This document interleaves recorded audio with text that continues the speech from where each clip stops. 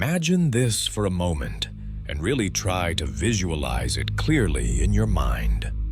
A massive American naval ship, longer than a football field, made of thousands of tons of steel, fully loaded with strategic wartime cargo, cutting through the dark waters of the Atlantic Ocean in the middle of World War I.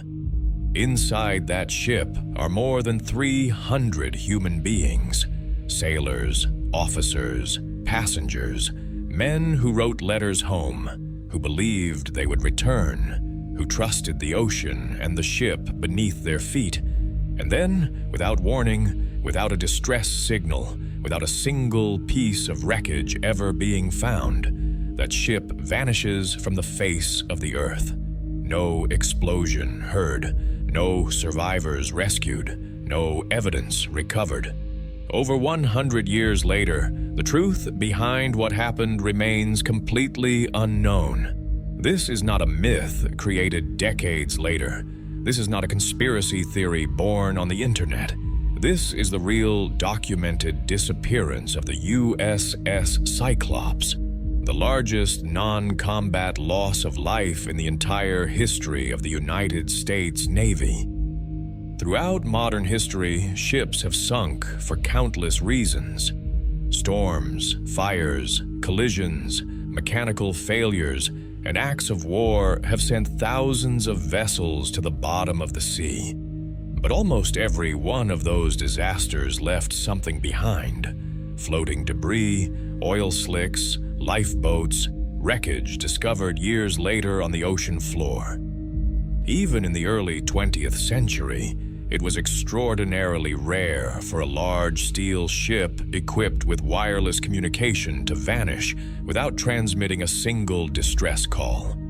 Yet, the USS Cyclops did exactly that. It did not simply sink. It disappeared in a way that defied every known rule of maritime catastrophe. To understand why the loss of the Cyclops was so shocking, we need to understand what kind of ship it was and why it mattered so much.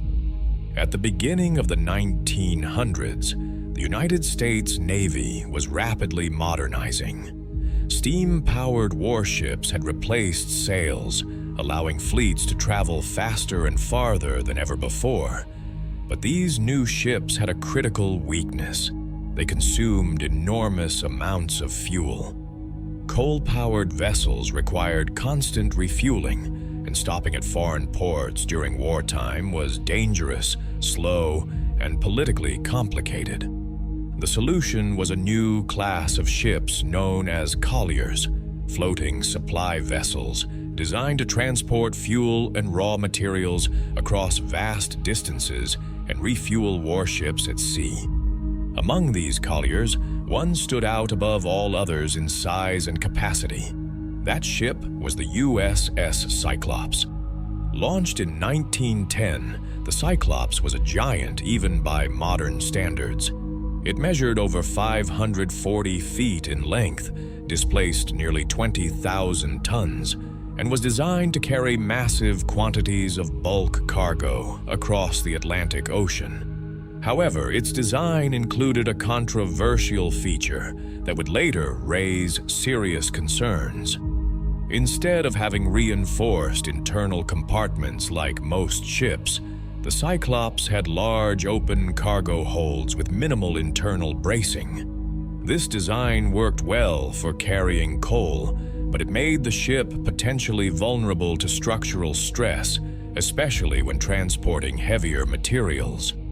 At the time, these concerns were largely ignored, as the ship performed reliably during its early years of service. For several years, the USS Cyclops crossed the Atlantic without incident. It supplied American naval forces, transported materials throughout the Caribbean, and even assisted in evacuating refugees during periods of unrest. Despite its solid service record, life aboard the Cyclops was far from smooth.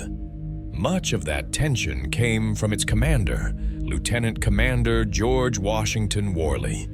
described by crew members as erratic, harsh, and deeply unpopular, Worley was known for his explosive temper and unpredictable behavior. Multiple complaints were filed against him, but none were serious enough to remove him from command. The Navy, focused on the demands of a global war, allowed him to remain in charge. In 1917, when the United States officially entered World War I, the Cyclops was commissioned into active naval service and armed with deck guns for defensive purposes. Though it was not a combat ship, its role became strategically vital. In early 1918, the Cyclops was assigned to sail to Brazil, delivering coal to American forces and returning with a cargo of manganese ore, a dense, heavy mineral essential for the production of steel used in weapons, vehicles, and warships. Without manganese, modern warfare would grind to a halt. Unlike coal, manganese ore is extremely heavy and unstable when improperly loaded. If moisture entered the cargo holds, the ore could shift violently, throwing a ship dangerously off balance. Despite this known risk, the Cyclops was loaded with over 10,000 tons of the material. To make matters worse, one of its engines had suffered mechanical damage, forcing the ship to sail at reduced speed. Even so, naval inspectors cleared the vessel for departure, believing it was seaworthy enough to complete the journey. On February 16, 1918, the USS Cyclops departed Rio de Janeiro and began its return voyage to Baltimore, Maryland. On board were 309 people: sailors, officers, civilian passengers, and even a small group of prisoners being transported back to the United States. During the journey north, the ship made an unscheduled stop in Barbados on March 3rd. The reason for this stop has never been fully explained and remains one of the many unanswered questions surrounding the case. The following day, March 4th, Captain Worley sent a brief radio message stating that the ship was departing Barbados, traveling at approximately 10 knots, and expected to arrive in Baltimore by March 13th. The message was calm, routine, and ended with two simple words that would later echo through naval history: "All well." Those words marked the final communication ever received from the USS Cyclops. When March 13th came and went without the ship's arrival, concern slowly turned into alarm. The U.S. Navy launched an extensive search operation, deploying ships and aircraft across the Caribbean and the Western Atlantic. Nearby ports were alerted. Trade routes were inspected. Days turned into weeks, and weeks turned into months. Not a single piece of wreckage was discovered. No lifeboats, no floating debris, no oil slick. It was as if the Cyclops had vanished instantly, leaving no physical trace of its existence. At first, enemy action was suspected. German submarines were active in the Atlantic during World War I, and many ships were lost to U-boat attacks. However, after the war ended, German naval records were thoroughly examined. No submarine had reported attacking a ship matching the Cyclops' description. No torpedo strike was logged. No enemy claim existed. The theory of sabotage, mutiny, or espionage also collapsed under investigation, as there was no evidence to support any of it. What made the mystery even more disturbing was the complete absence of a distress call. At the time, no U.S. Navy ship equipped with wireless radio had ever been lost without transmitting an SOS. The Cyclops had functioning communications. If it encountered serious trouble, it should have called for help. The silence suggested something sudden, catastrophic, and overwhelming. As the years passed, theories multiplied. Some experts believe the ship may have suffered a catastrophic structural failure, its weakened hull unable to withstand the stress of heavy cargo and rough seas.